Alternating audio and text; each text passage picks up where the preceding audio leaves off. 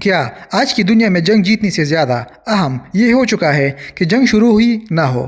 ہم عام طور پر طاقت کو ہتھیاروں کی تعداد، فوج کے حجم یا میزائلوں کی رینج سے ناپتے ہیں، لیکن جدید دنیا میں اصل تبدیلی وہاں آئی ہے جہاں طاقت کا مقصد بدل گیا ہے۔ اب طاقت استعمال کرنے کے لیے نہیں بلکہ استعمال کی ضرورت ختم کرنے کے لیے بنائی جاتی ہے۔ یہی نیا تصور روک تھام یعنی ڈیٹرنس آہستہ آہستہ جدید عسکری طاقت کی بنیاد بن چکا ہے۔ ریاستیں اب دشمن کو شکست دینے کے بجائے اس کے فیصلے کو بدلنے کی کوشش کرتی ہے، کیونکہ اصل مقابلہ میدان جنگ میں نہیں بلکہ فیصلہ سازی کے لمحے میں ہوتا ہے۔ کیا ڈیٹرنس اب ہتھیار نہیں بلکہ سوچ پر اثر انداز ہونے والا نظام بن چکا ہے؟ پہلے زمانے میں فوجی طاقت کا بنیادی مقصد واضح تھا: دشمن کی زمین، اس کے اڈے، اس کی فیکٹریاں اور اس کے انفراسٹرکچر کو تباہ کرنا تاکہ وہ جنگ جاری رکھنے کے قابل نہ رہے۔ طاقت کا مطلب زیادہ تباہی کی صلاحیت سمجھا جاتا تھا، لیکن جدید دور میں یہ سوچ آہستہ آہستہ بدل گئی ہے۔ اب اصل مقابلہ میدان جنگ میں نہیں بلکہ اس لمحے میں ہوتا ہے جب دشمن فیصلہ کرنے بیٹھتا ہے کہ حملہ کرنا ہے یا نہیں۔ اسی لیے آج طاقت کا مرکز جسمانی نقصان سے زیادہ ذہنی اثر بن چکا ہے۔ جب کوئی ریاست ایسی نظام تیار کرتی ہے جو ہر وقت نگرانی کر سکتے ہو، فوری رد عمل دے سکتے ہو اور یہ واضح پیغام دیتے ہو کہ کسی بھی حملے کا جواب فوری اور یقینی ہوگا، تو دشمن کے لیے خطرے کا اندازہ لگانا مشکل ہو جاتا ہے۔ اسے معلوم ہوتا ہے کہ حملہ شاید کامیاب بھی ہو جائے مگر اس کے بعد آنے والا رد عمل اس کی توقع سے کئی زیادہ نقصان دہ ہو سکتا ہے۔ یہی غیر یقینی صورتحال دشمن کی حکمت عملی میں احتیاط پیدا کرتی ہے۔ وقت کے ساتھ وہ حملے کے فائدے کی بجائے اس کے ممکنہ نقصان پر زیادہ غور کرنے لگتا ہے، اور یوں طاقت استعمال ہوئے بغیر ہی ایک ایسا توازن قائم ہو جاتا ہے جو جنگ شروع ہونے سے پہلے ہی روک دیتا ہے۔ کیا مستقل تیاری خود جنگ سے زیادہ مہنگی مگر زیادہ مؤثر حکمت عملی بن گئی ہے؟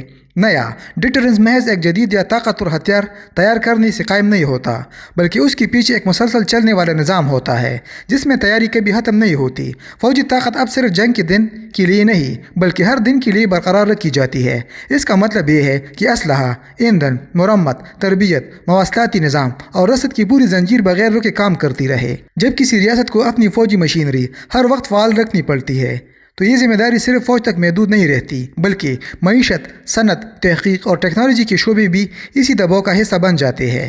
یہ مسلسل دباؤ ریاست کو قلیل مدتی فیصلوں کے بجائے دہائی پر محیط منصوبہ بندی کی طرف لے جاتا ہے۔ بجٹ کی ترجیحات بدلتی ہے، صنعتی صلاحیت کو مستحکم کیا جاتا ہے اور ایسے نظام بنائے جاتے ہیں جو بحران کے وقت بھی رکے نہیں۔ جو ریاست اس تسلسل کو برقرار رکھنے میں کامیاب رہتی ہے وہ عملی جنگ کے بغیر ہی قابل اعتماد طاقت بن جاتی ہے، کیونکہ مخالف جانتا ہے کہ اس کی تیاری عارضی نہیں بلکہ مستقل ہے۔ اس کے برعکس جہاں رسدی نظام کمزور ہو یا تیاری وقفوں سے ہو وہاں وقت کے ساتھ اعتماد ختم ہونے لگتا ہے اور ڈیٹرنس محض دعویٰ بن کر رہ جاتا ہے، کیونکہ روک تھام صرف ہتھیار سے نہیں بلکہ مسلسل قابلیت سے قائم رہتی ہے۔ کیا رفتار نے ڈیٹرنس کو طاقت سے زیادہ خطرناک بنا دیا ہے؟ جدید دور میں جنگ اور امن کے درمیان فاصلہ پہلے کے مقابلے میں بہت کم ہو چکا ہے، کیونکہ فیصلے لینے کا وقت مسلسل چکل رہا ہے۔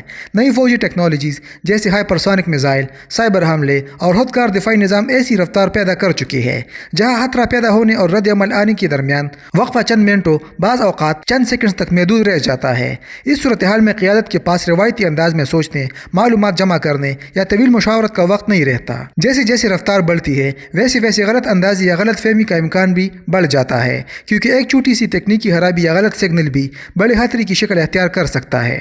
یہی مستقل خطرہ ریاستوں کو زیادہ محتاط حکمت عملی اپنانے پر مجبور کرتا ہے۔ اب طاقت کا اصل مقصد حملہ شروع کرنا نہیں بلکہ ایسی تیز اور قابل یقین صلاحیت دکھانا بن گیا ہے جو مخالف کو پہلے قدم سے ہی روک دے۔ جب دشمن جانتا ہو کہ کسی بھی حرکت کا جواب فوری اور شاید ناقابل واپسی ہوگا تو وہ مہم جوئی کے بجائے احتیاط کا راستہ اختیار کرتا ہے۔ یوں رفتار خود ایک نفسیاتی دباؤ بن جاتی ہے اور طاقت کی نمائش جنگ چھیڑنے کے لیے نہیں بلکہ جنگ کے امکان کو کم کرنے کے لیے استعمال ہونے لگتی ہے۔ کیا کمزور دکھائی دینا جدید دنیا میں اصل خطرہ بن چکا ہے؟ ڈیٹرنس کی کامیابی صرف اس بات پر منحصر نہیں ہوتی کہ کسی ریاست کے پاس کتنے طاقتور ہتھیار موجود ہے بلکہ اس سے بھی زیادہ اہم وہ تاثر ہوتا ہے جو دشمن کے ذہن میں تشکیل پاتا ہے۔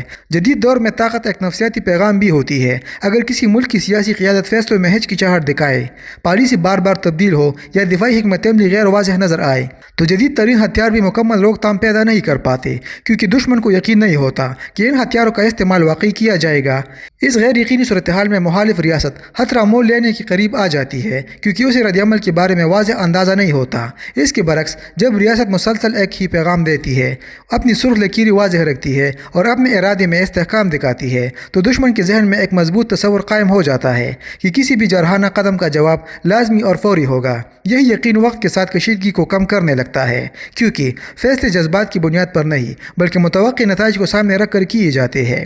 غیر واضح طاقت اکثر غلط فہمی کو جنم دیتی ہے، اور تاریخ بتاتی ہے کہ بڑی جنگیں اکثر کمزوری سے نہیں بلکہ غلط اندازوں اور غلط پیغامات سے شروع ہوتی ہے۔ کیا ڈیٹرنس اب صرف فوجی نہیں بلکہ نظامی استحکام کا امتحان بن چکا ہے؟ آج کے دور میں ڈیٹرنس صرف فوجی طاقت تک محدود نہیں رہی بلکہ پورا ریاستی نظام اس کا حصہ بن چکا ہے۔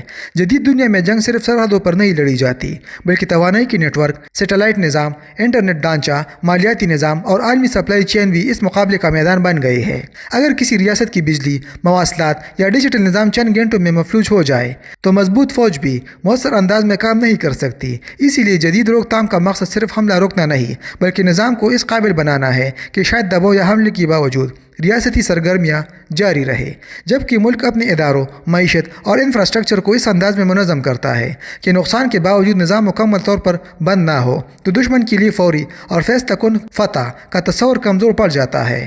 حملہ کرنے والا ہمیشہ وہاں قدم بڑھاتا ہے جہاں کامیابی واضح نظر آئے، لیکن جب اسے معلوم ہو کہ حملے کے بعد بھی مخالف ریاست کام کرتی رہے گی اور جلد سنبھل جائے گی تو خطرہ غیر ضروری محسوس ہونے لگتا ہے۔ یوں کامیابی کی غیر یقینی کیفیت خود ایک دفاعی دیوار بن جاتی ہے اور تصادم کی خواہش آہستہ آہستہ کم ہونے لگتی ہے۔ کیا طویل برداشت ڈیٹرنس کی اصل کرنسی بن گئی ہے؟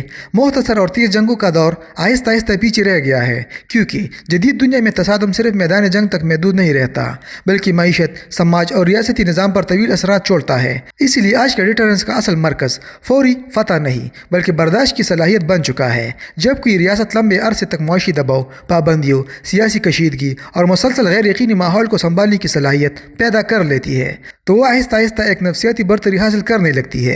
دشمن کے لیے یہ پیغام واضح ہو جاتا ہے کہ وقتی دباؤ یا ابتدائی نقصان اس ریاست کو جھکا نہیں سکتا۔ وقت کے ساتھ جب مخالف دیکھتا ہے کہ اس کے اقدامات کے باوجود مقابل ریاست کمزور ہونے کے بجائے اپنے نظام کو ایڈجسٹ کر رہی ہے، معیشت کو سنبھال رہی ہے اور داخلی استحکام برقرار رکھی ہوئی ہے، تو اس کی حکمت عملی بدلنے لگتی ہے۔ وہ سمجھنے لگتا ہے کہ طویل مقابلہ اس کے اپنے وسائل کو زیادہ نقصان پہنچا سکتا ہے۔ یوں جنگ کا مرکز پہلا حملہ نہیں بلکہ مسلسل برداشت بن جاتا ہے، کیونکہ آخرکار وہی فریق برتری حاصل کرتا ہے جو تکن، دباؤ اور وقت کے امتحان کو زیادہ دیر تک برداشت کرنے کی صلاحیت رکھتا ہو۔ کیا ڈیٹرنس کی ناکامی دراصل نظام کی خاموش کمزوریوں سے شروع ہوتی ہے؟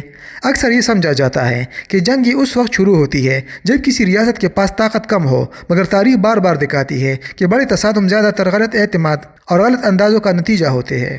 جب کوئی ریاست اپنے دفاعی نظام، ٹیکنالوجی یا فوجی برتری کو مکمل تحفظ کی ضمانت سمجھنے لگتی ہے تو اس کے فیصلے میں احتیاط کم ہونے لگتی ہے۔ وہ یہ فرض کر لیتی ہے کہ مخالف نہ تو مؤثر جواب دے سکتا ہے اور نہ ہی خطرہ مول لینے کی ہمت رکھتا ہے۔